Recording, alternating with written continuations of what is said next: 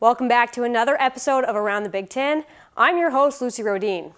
I know it's been a while since you've heard me talk about Big Ten football, but I had a couple weeks off so I could focus solely on March Madness, and then obviously I had to take a brief grieving period since my Duke Blue Devils didn't win the national championship.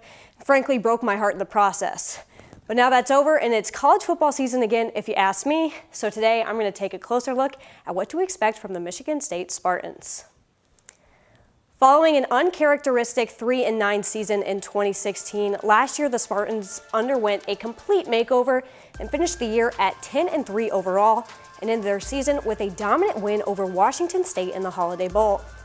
In 2017, the Spartan offense was led by sophomore quarterback Brian Lewerke. Lewerke is a dual-threat quarterback that finished 2017 with over 2,500 passing yards, 17 touchdowns, and just 7 interceptions. Along with that, he was also second in the Big Ten among quarterbacks with over 400 rushing yards. The real scary thing about Michigan State is that they are a very young team. Last season, 2/3 of their roster were freshmen and sophomores, and that includes Lewerke.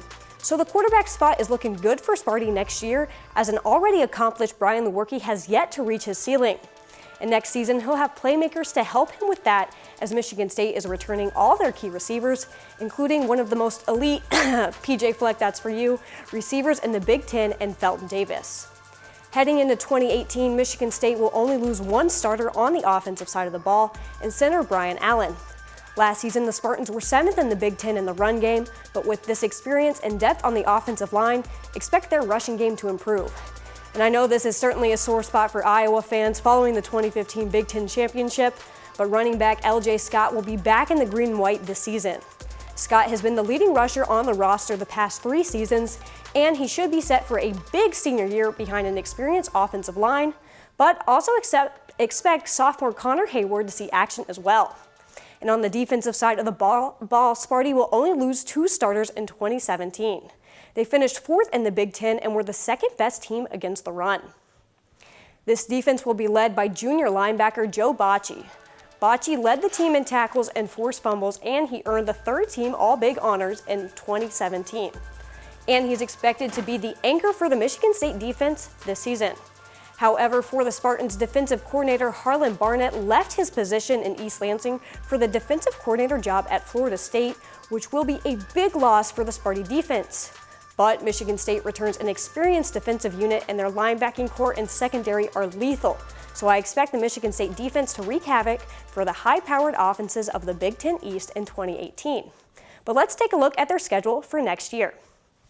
Sparty will open up their home season against Utah State, and then will travel down to Tempe, Arizona to face Arizona State in a Power 5 matchup. Michigan State will open up their Big Ten season in Bloomington against Indiana, and then their toughest road game will be at Penn State, but fortunately for the Spartans, MSU will face Michigan and Ohio State in Spartan Stadium this year.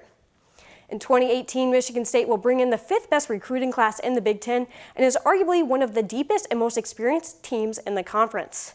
The Spartans' schedule certainly is not easy, but their toughest matchups will be in East Lansing, so I expect this to be another big year for Michigan State, which is why I'm picking them to win the Big Ten East in 2018 and win the conference as well. One of the few potential issues I see for Sparty are their off-the-field issues, but that certainly never stopped Mark D'Antonio before. So keep on the lookout for the green and white in Indy this fall, and here's to hoping they don't have another 9-minute drive of death against Iowa. But that's all I've got for you on Michigan State. Thanks so much for watching, and be sure to tune into DITV live every morning at 8:30. Once again, I am your host, Lucy Rohden. Thanks for watching, and have a great night.